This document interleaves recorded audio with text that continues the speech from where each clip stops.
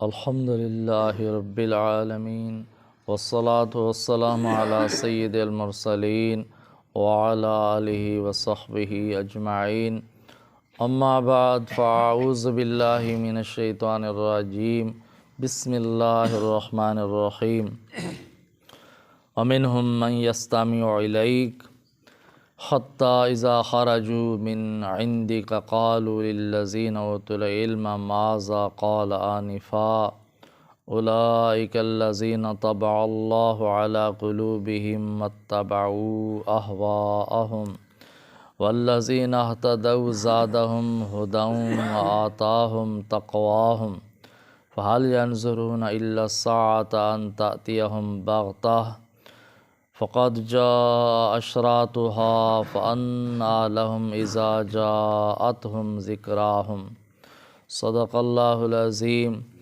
وصدق رسولہ النبی الکریم ونحن علی ذلک من الشاہدین والشاکرین والحمد للہ رب العالمین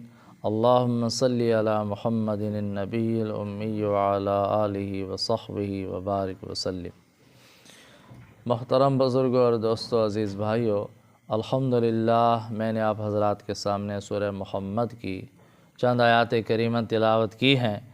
اللہ رب العالمین نے ان آیات کریمہ میں ابتدا میں منافق لوگوں کا حال بیان فرمایا ہے اور اس کے بعد متقی لوگوں کا حال بیان فرمایا ہے۔ تو اللہ تعالیٰ ارشاد فرماتے ہیں وَمِنْهُمْ مَنْ يَسْتَمِعُ إِلَيْكَ، اے میرے محبوب پیغمبر صلی اللہ علیہ وسلم، ان کافروں میں سے بعض لوگ ایسے بھی ہیں جو آپ کی مجلس میں بیٹھتے ہیں اور بڑے غور سے کان لگا کر آپ کی بات کو سنتے ہیں۔ حتیٰ اذا خرجوا من عندک، یہاں تک کہ جب آپ سے نکل کر اٹھ کر باہر جاتے ہیں، باہر نکل کر جاتے ہیں، قالوا للذین اوتوا العلم ماذا قال آنفا، تو یہ لوگ ان لوگوں سے پوچھتے ہیں جن کو علم دیا گیا ہے، اہل علم سے پوچھتے ہیں کہ آپ نے یعنی نبی کریم صلی اللہ علیہ وسلم نے ابھی ابھی کیا فرمایا ہے، یعنی ہمیں تو سمجھ نہیں آیا، یہ باتیں ہماری سمجھ میں نہیں آتی، آپ کو سمجھ آ گئی ہیں تو ہمیں سمجھا دیں۔ تو اللہ تعالیٰ نے اس آیت کریمہ میں منافقوں کا حال بیان فرمایا۔ منافق لوگ نبی کریم صلی اللہ علیہ وسلم کے پیچھے آپ صلی اللہ علیہ وسلم کی اقتداء میں نماز بھی پڑھتے تھے، اور جب نبی کریم صلی اللہ علیہ وسلم واعظ و نصیحت فرماتے تو آپ صلی اللہ علیہ وسلم کی مجلس میں بھی بیٹھتے تھے، قریب بھی بیٹھتے تھے، واعظ نصیحت بھی سنتے تھے منافق، اپنے آپ کو ظاہر مسلمان، مخلص مسلمان ظاہر کرتے تھے، ہم آپ صلی اللہ علیہ وسلم سے بڑی محبت ہے، بڑے غور سے آپ کی بات سنتے ہیں، لیکن ان کے اندر شرارت ہوتی تھی، تو وہ صحابہ رضی اللہ تعالیٰ عنہ کو بھی بدگمان کرنے کی کوشش کرتے تھے، غلط فہمیاں پیدا کرنے کی کوشش کرتے۔ جب آپ صلی اللہ علیہ وسلم کے مجلس سے اٹھ کر بیٹھ جاتے تھے تو صحابہ رضی اللہ عنہ سے کہتے تھے کہ ابھی آپ صلی اللہ علیہ وسلم نے کیا فرمایا ہے، آپ بتا دیں ہمیں، آپ سمجھا دیں۔ حالانکہ تم جو بیٹھے تھے نبی کریم صلی اللہ علیہ وسلم کے مجلس میں، آپ صلی اللہ علیہ وسلم کے قریب بیٹھے تھے، تم نے سنا ہے، اس کا کیا مطلب ہے یہ بات کہنے کا کہ ہمیں تو نہیں سمجھ، آپ سمجھا دیں کیا کہا ہے آپ صلی اللہ علیہ وسلم۔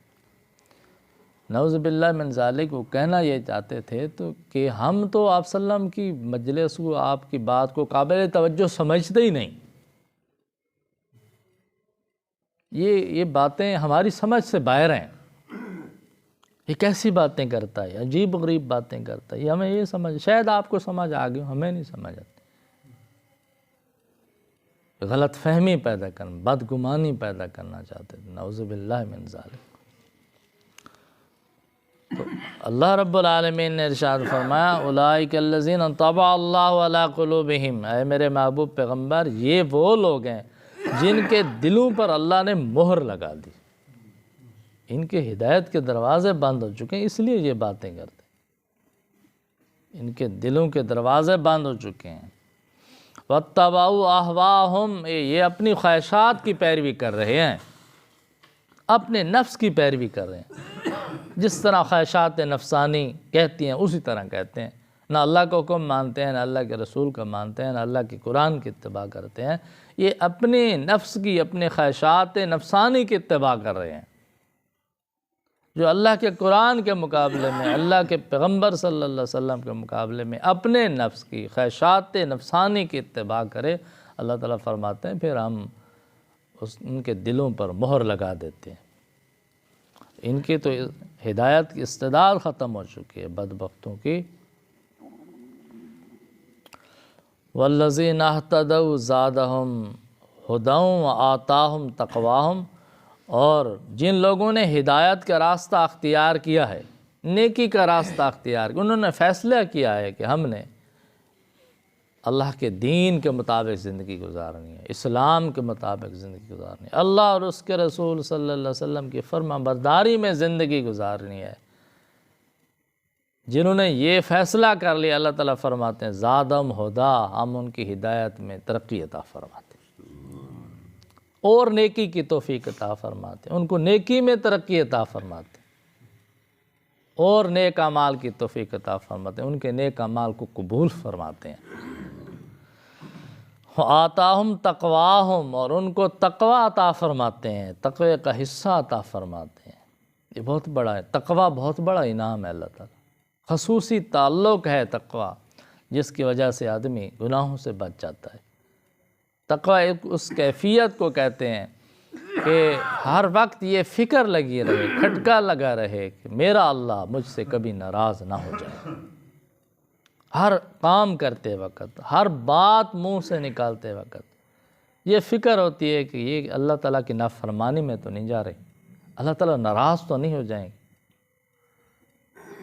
اللہ تعالیٰ کے ساتھ ایسا خاص تعلق نصیب ہو جائے، اس کو تقوی کہتے ہیں۔ تو اللہ تعالیٰ فرماتے ہیں ہم کو تقوی عطا فرماتے ہیں،